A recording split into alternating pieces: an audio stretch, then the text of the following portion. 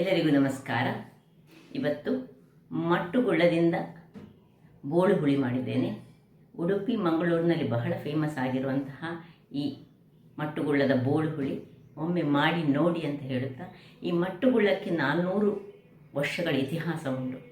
ಹಿಂದೆ ಶ್ರೀಕೃಷ್ಣ ಮಠದಲ್ಲಿ ಈ ಬೀಜಗಳನ್ನು ರೈತರಿಗೆ ವಿತರಿಸಿದ ನಂತರ ಈ ಮೊದಲ ಕ್ರಾಪ್ ಅಂದರೆ ಮೊದಲು ಆದಂತಹ ಫಲವನ್ನು ಶ್ರೀಕೃಷ್ಣ ದೇವಸ್ಥಾನಕ್ಕೆ ಅಂದರೆ ಉಡುಪಿಯ ಕೃಷ್ಣ ದೇವಸ್ಥಾನಕ್ಕೆ ಇದನ್ನು ಅರ್ಪಿಸ್ತಾರೆ ರೈತರು.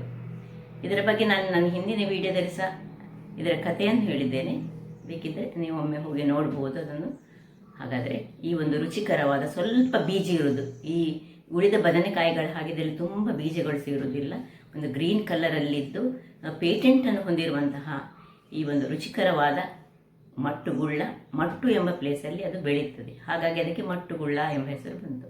ಹಾಗಾದರೆ ಯಾರೆಲ್ಲ ನನ್ನ ಚಾನಲನ್ನು ನೋಡ್ತಿದ್ದೀರಿ, ಯಾರೆಲ್ಲ ಇನ್ನೂ ಸಬ್ಸ್ಕ್ರೈಬ್ ಮಾಡಿಲ್ಲ, ದಯವಿಟ್ಟು ಸಬ್ಸ್ಕ್ರೈಬ್ ಮಾಡಿ ಸಪೋರ್ಟ್ ಮಾಡಿ ಅಂತ ಹೇಳುತ್ತಾ ಬನ್ನಿ, ಯಾವ ರೀತಿಯಲ್ಲಿ ನಾವು ಮಂಗಳೂರಿನವರು ಇದನ್ನು ಹೇಗೆ ಮಾಡ್ತೇವೆ ಅಂತ ನಿಮಗೆ ತೋರಿಸ್ಕೊಟ್ಟಿದ್ದೇನೆ. ವೀಕ್ಷಕರೇ, ಇಲ್ಲಿ ನೋಡಿ ಒಂದು ಗುಳ್ಳ ಉಂಟು. ಇವತ್ತು ಗುಳ್ಳದಿಂದ ನಮ್ಮ ಮಂಗಳೂರು ಶೈಲಿ ಅಂದರೆ ಉಡುಪಿ ಮಂಗಳೂರು ಶೈಲಿಯ ಬೋಳು ಹುಳಿ ಮಾಡೋಣ. ನೋಡಿ, ಗುಳ್ಳ ಹೇಳಿದ ಕೂಡಲೇ ಇದಕ್ಕೆ ಒಂದು ವಿಶಿಷ್ಟವಾದ ಒಂದು ಸ್ಥಾನ ಉಂಟು. ನಿಮಗೆ ಗೊತ್ತಿರೋ ಹಾಗೆ ಗುಳ್ಳದ ಇದರ ರುಚಿಯೇ ಇದು ಮಟ್ಟು ಅಲ್ಲಿ ಆಗುವಂತಹದ್ದು. ಇದರ ಕಥೆ ನಾನು ಆಲ್ರೆಡಿ ನಿಮಗೆ ಹೇಳಿ ಆಯಿತು. ಸೊ ನೋಡಿ, ಈ ರೀತಿಯ ಒಂದು ಸ್ಟಿಕ್ಕರ್ ಇದರಲ್ಲಿ ಇರ್ತದೆ, ಪೇಟೆಂಟ್ ಅಂತ ಇದು. ಸೊ ಅದರದ್ದು ವಿಶೇಷತೆ ನಿಮಗೆಲ್ಲರಿಗೂ ಗೊತ್ತಿರುವಂಥದ್ದೇ. ಹಾಗಿರುವಾಗ ಇದನ್ನು ಚೆನ್ನಾಗಿ ಕಟ್ ಮಾಡುವ ಮೊದಲು ನಾವು ಒಂದು ಲೋಟದಷ್ಟು, ಒಂದು 100 ಗ್ರಾಮ್ಸ್ನಷ್ಟು ಈ ಮಸೂರ್ ದಾಲ್ ತೆಗೆದುಕೊಂಡಿದ್ದೇನೆ. ನೀವು ಖಾಲಿ ಹೀಗೆ ತೊಗರಿ ಬೇಳೆ ಸಹ ಹಾಕ್ಬೋದು, ತೂರ್ ದಾಲ್ ಸಹ ತೆಗೆದುಕೊಳ್ಬೋದು. ಇದನ್ನು ನಾವು ಒಳ್ಳೆ ಬೇಯಿಸಿಕೊಳ್ಳೋಣ. ಒಂದು 2-3 ವಿಸಿಲ್ಗಳಾಗಿ ಮೊದಲಿಗೆ ಅದಕ್ಕೆ ಸ್ವಲ್ಪ ಹಿಂಗೆ ಹಾಕ್ಕೊಳ್ತೇನೆ ನಾನು. ನೀರು ಹಾಕ್ಕೊಂಡೆ ಸ್ವಲ್ಪ. ಸೊ ನೀರು ನೋಡಿ ಮುಳುಗುವಷ್ಟು, ತುಂಬ ನೀರು ಬೇಡ, ಹಾಕ್ಕೊಂಡು ಒಂದು 3 ವಿಸಿಲ್ ನಾನು ತೆಗೆದುಕೊಳ್ತೇನೆ ಇದಕ್ಕೆ ಸುರಿಗೆ. ಇಲ್ಲೀಗ ಇದನ್ನು ಕಟ್ ಮಾಡ್ಕೊಳ್ಳೋಣ ಸಣ್ಣ ಸಣ್ಣ ಹೋಳುಗಳಾಗಿ. ಕೆಲವರು ಹೇಳ್ತಾರೆ ಇದರದ್ದು ಈ ಭಾಗದ್ದು ತೊಟ್ಟು ಸಹ ಹಾಕ್ಕೊಳ್ಬೇಕಂತ ಹೇಳ್ತಾರೆ. ತೊಟ್ಟು ಹಾಕ್ಕೊಂಡ್ರೆ ಸಹ ತೊಂದರೆ ಇಲ್ಲ. ನೋಡಿ, ಹೀಗೆ ಸಣ್ಣ ಸಣ್ಣದಾಗಿ ಕಟ್ ಮಾಡ್ಕೊಂಡಿದ್ದನ್ನು, ತುಂಬ ಸಣ್ಣ ಸಹ ಬೇಡ, ಒಂದು ಸೈಜ್ ನಾನು ತೋರಿಸ್ತೇನೆ. ಇದನ್ನು ನೀರಿನಲ್ಲಿ ಹಾಕಿಡಬೇಕು. ನೋಡಿ, ಇದರಲ್ಲಿ ಹುಳ ಉಂಟು ನೋಡಿ ಇದನ್ನು. ಸೊ ಎಷ್ಟು ಭಾಗವನ್ನು ನಾವು ತೆಗೆದುಕೊಳ್ಳೋಣ. ಹೊರಗೆ ನೋಡುವಾಗ ಎಷ್ಟು ಚೆನ್ನಾಗಿತ್ತು ನೋಡಿ, ನೋಡಿಕೊಂಡು ಮಾಡಿಕೊಳ್ಬೇಕು. ಸೊ ಇಷ್ಟಿಷ್ಟು ದೊಡ್ಡ ಭಾಗಗಳಾಗಿ ನಾನು ಇದನ್ನು ನೀರಿನಲ್ಲಿ ಹಾಕ್ತೀನಿ. ಇದರಲ್ಲಿ ಕಣ್ಣೀರು ಅಂಶ ಉಂಟಲ್ಲ, ಶುಗರ್ ಅಂಶ ಏನುಂಟು ಅದು ಹೋಗ್ಕೊಳ್ಬೇಕು. ನೋಡಿ, ಇಷ್ಟು ದೊಡ್ಡದು ಬೇಕು ಪೀಸಸ್.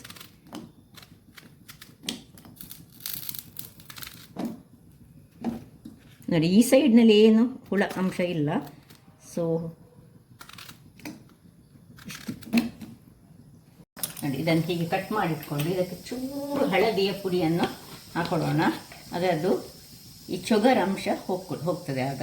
ಸೊ ಹೀಗೆ ಮುಳುಗಿಸಿ ಅದು ಹಾಗೆ ಇರುವಾಗ ನೋಡಿ, ಇಲ್ಲಿಗೆ ವಿಸಿಲ್ ಆಗಲಿಕ್ಕೆ ಸಹ ರೆಡಿ ಆಯ್ತದು. ಇಲ್ಲಿ ನಾನೊಂದು ಬಾಣಲೆ ಇಟ್ಟುಕೊಂಡು ಇದಕ್ಕೆ ಒಂದು ಸಣ್ಣ ಈ ಸಾಂಬಾರು ಪುಡಿಯನ್ನು ರೆಡಿ ಮಾಡಿಕೊಳ್ತಿದ್ದೇನೆ. ಸುರಿಗೆ ಒಂದು 3 ಕಾಯಿ ಮೆಣಸನ್ನು ಹಾಕ್ಕೊಳ್ತಿದ್ದೇನೆ. 3-4, ನಿಮಗೆ ಸ್ವಲ್ಪ ಖಾರ ಹೆಚ್ಚು ಬೇಕಿದ್ರೆ ಹೆಚ್ಚು. ಇದಕ್ಕೊಂದು ದೊಡ್ಡ ಹುಳಿ ಬೇಕಾಗ್ತದೆ. ಒಂದು ದೊಡ್ಡ ಹೇಳಿದರೆ ಒಂದು ಲಿಂಬೆ ಗಾತ್ರದ ಹುಳಿ ನಮಗೆ ಇದಕ್ಕೆ ಬೇಕು. ಈಗ ಇಲ್ಲಿ 1 ಚಮಚದಷ್ಟು ಕೊತ್ತಂಬರಿ ಬೀಜ, ಒಂದು ಅರ್ಧ ಚಮಚದಷ್ಟು ಜೀರಿಗೆ, ಅರ್ಧ ಚಮಚದಷ್ಟು ಉದ್ದಿನಬೇಳೆ, ಕಡಲೆಬೇಳೆ, ಇಷ್ಟನ್ನು ಸಹ ಸುರಿಗೆ ಕಡಲೆಬೇಳೆ ಮತ್ತು ಇದನ್ನು ಸ್ವಲ್ಪ ಹಾಕ್ಕೊಂಡು ನಾವು ಹುರಿದುಕೊಳ್ಳೋಣ. ಡ್ರೈ ರೋಸ್ಟ್ ಮಾಡ್ತಿದ್ದೇನೆ ನಾನು. ಇಷ್ಟನ್ನು ಒಮ್ಮೆ ಡ್ರೈ ರೋಸ್ಟ್ ಮಾಡೋಣ. ಇಲ್ಲೀಗ ಸ್ವಲ್ಪ ನಾನು ಕರಿಬೇವಿನ ಸೊಪ್ಪನ್ನು ಇದಕ್ಕೆ ಹಾಕ್ಕೊಳ್ತಿದ್ದೇನೆ. ಇದೀಗ ನಾನು ಅದಕ್ಕೆ ಹಾಕಲಿಕ್ಕೆ ಒಂದು ಮಸಾಲೆಯನ್ನು ರೆಡಿ ಮಾಡ್ತಿದ್ದೇನೆ. ಸ್ವಲ್ಪ ಇದು ಫ್ರೈ ಆಗುವಾಗ ಇಲ್ಲಿ ಕೊತ್ತಂಬರಿ ಮತ್ತು ಜೀರಿಗೆ ಇಷ್ಟಂತ ಫ್ರೈ ಮಾಡಿಕೊಂಡು ಕೊನೆಯಲ್ಲಿ ಅದಕ್ಕೆ ಹಿಂಗನ್ನು ಸ್ವಲ್ಪ ಹಾಕ್ಕೊಳ್ತಿದ್ದೇನೆ.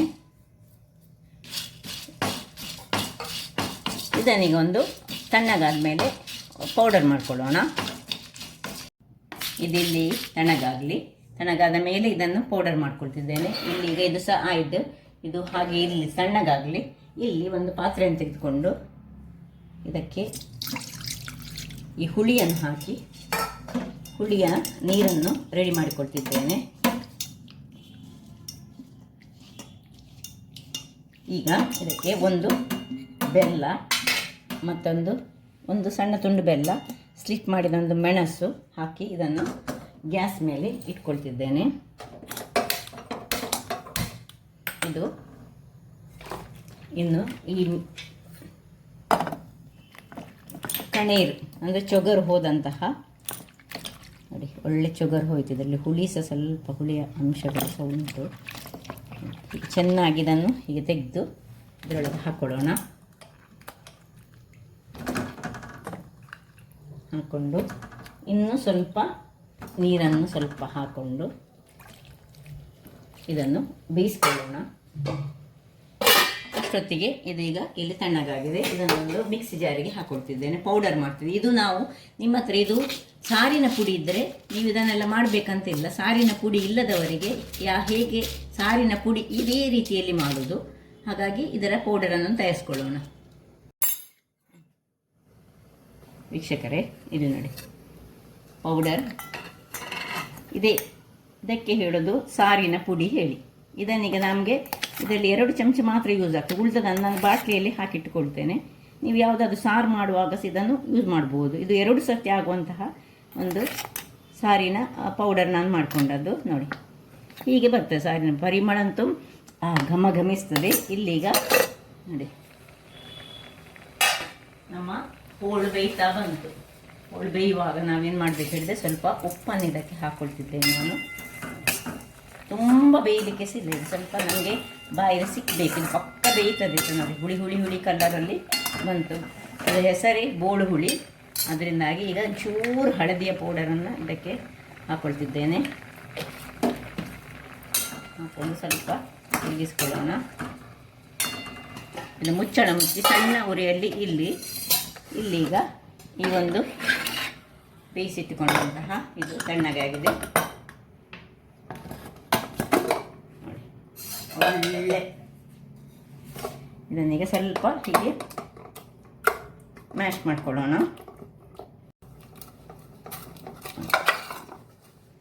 ಹಳದಿಯನ್ನು ಬೇಕಿದ್ರೆ ಇದಕ್ಕೆ ಹಾಕ್ಕೊಂಡು ಸಹ ಮಾಡ್ಕೊಳ್ಬೋದು, ಅಥವಾ ಮೊದಲೇ ಮಾಡ್ಕೊಳ್ಳೋದು. ಈಗ ಇದನ್ನು ಇದಕ್ಕೆ ಶಿಫ್ಟ್ ಮಾಡ್ಕೊಳ್ಳೋಣ.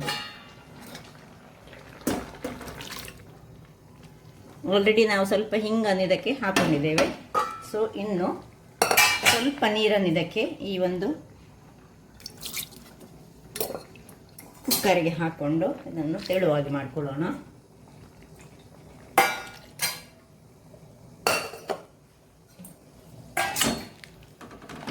ಇದೆಲ್ಲ ಉಪ್ಪು ಹುಳಿ ಖಾರ ಎಲ್ಲ ಈಗ ಖಾರ ಎಂದು ಬಿಡಬೇಕು. ಒಂದು ಮೆಣಸು ಮಾತ್ರ ನಾವು ಗ್ರೀನ್ ಚಿಲ್ಲಿ ಹಾಕ್ಕೊಂಡದ್ದು ಇದಕ್ಕೆ.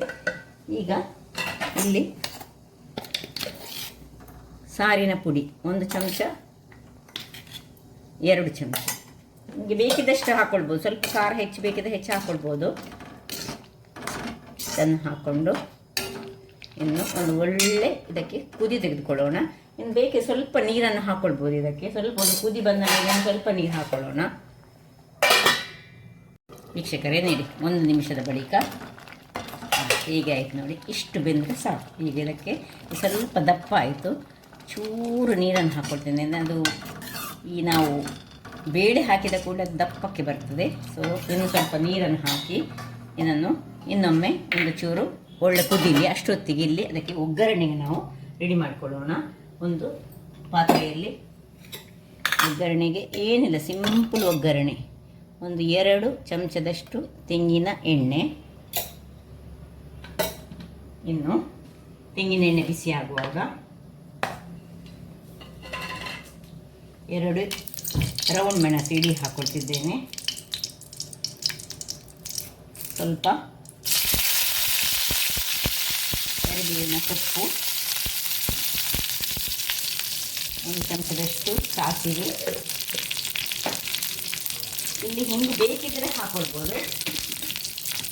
ನಾನು ಹಾಕ್ಕೊಳ್ತಿದ್ದೇನೆ ಸ್ವಲ್ಪ ಹಿಂಗು. ಪರಿಮಳವನ್ನು ಕೊಡ್ತದೆ ಹಿಂಗೆ ಹಾಕಿದ ಕೂಡಲೇ. ಮೆಣಸು ಮೆಣಸು ಸಾಗಲಿ. ಹೀಗೆ ಈ 2 ಮೆಣಸು ಉಂಟಲ್ಲ ಅದರಲ್ಲಿ, ಅದು ನೀವು ಬೇಕಿದ್ರೆ ಒಂದು ಹೆಚ್ಚು ಮೆಣಸು ಸಹ ಹಾಕ್ಕೊಳ್ಬೋದು ನೋಡಿ. ಆಯಿತು, ಅದು ಕೂಡ ಆಫ್ ಮಾಡಿಕೊಂಡು ಇದಕ್ಕೆ ಇದು ಕುದೀತಾ ಬಂತು, ಇದಕ್ಕೆ ಶಿಫ್ಟ್ ಮಾಡ್ಕೊಳ್ಳೋಣ.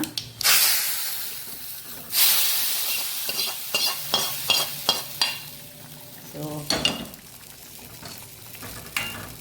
ರುಚಿಯಾದ ಮಂಗಳೂರು ಉಡುಪಿ ಶೈಲಿಯ ಗುಳ್ಳದ, ಅದು ಸಹ ಮಟ್ಟು ಗುಳ್ಳದ ಬೋಳು ಹುಳಿ ರೆಡಿಯಾಗಿದೆ. ಯಾವುದಕ್ಕೆ ಸಣ್ಣಕ್ಕೆ ಆಗ್ತದೆ, ಇಡ್ಲಿಗೆ ಆಗ್ತದೆ. ಇದು ಸಾಂಬಾರು ರೀತಿಯಲ್ಲಿ ಸಹ ನಾವು ಇದನ್ನು ಯೂಸ್ ಮಾಡ್ಕೊಳ್ಬೋದು. ಇನ್ನು ಆಫ್ ಮಾಡ್ಕೊಳ್ತಿದ್ದೇನೆ. ಇದು ಒಳ್ಳೆ ಕುದಿ ಬಂತು. ಈಗ ಕೊನೆಯದಾಗಿ ಆಫ್ ಮಾಡಿದ ಕೂಡಲೇ ಕೊತ್ತಂಬರಿ ಸೊಪ್ಪನ್ನು ಹಾಕ್ಕೊಳ್ಳೋದು, ಮಿಕ್ಸ್ ಮಾಡಿಕೊಳ್ಳೋದು.